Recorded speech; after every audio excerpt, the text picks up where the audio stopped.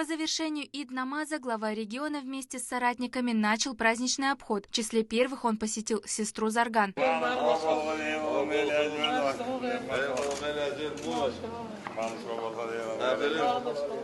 Прямо от старшей сестры Рамзан Кадыров отправился в дом к младшей Зулай, которая радушно встретила дорогого гостя. В доме Айшат Кадыровой главу региона встречал маленький Юсуф, который со всей детской непосредственностью спешил поздравить дорогих дедушку и бабушку.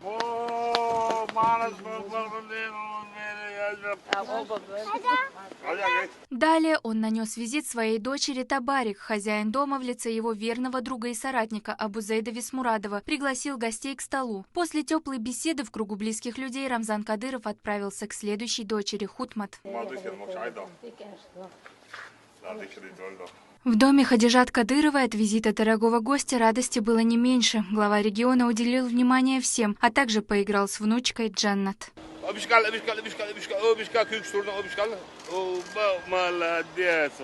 Конечно же, в такой светлый праздник глава региона не мог не посетить родных сестер первого президента Чеченской Республики, героя России Ахмата Хаджи Кадырова.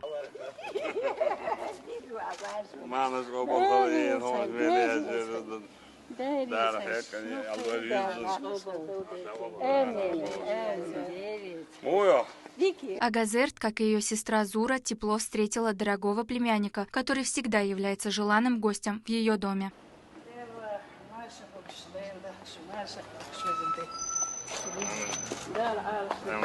В каждой семье, которую посетил Рамзан Кадыров, его встречали с теплотой и радушием. Не стал исключением и дом Магомеда Даудова. Продолжая свой праздничный обход и уделяя внимание дорогим сердцу людям, глава региона посетил родную сестру своей дорогой матери, Аймани Кадыровой.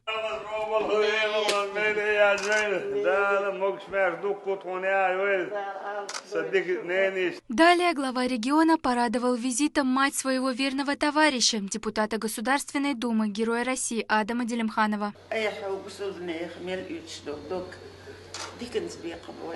В Джалке он посетил дом семьи Геремеевых. Саадул был очень рад дорогому гостю, который здесь же вручил ему медаль за заслуги перед Чеченской Республикой.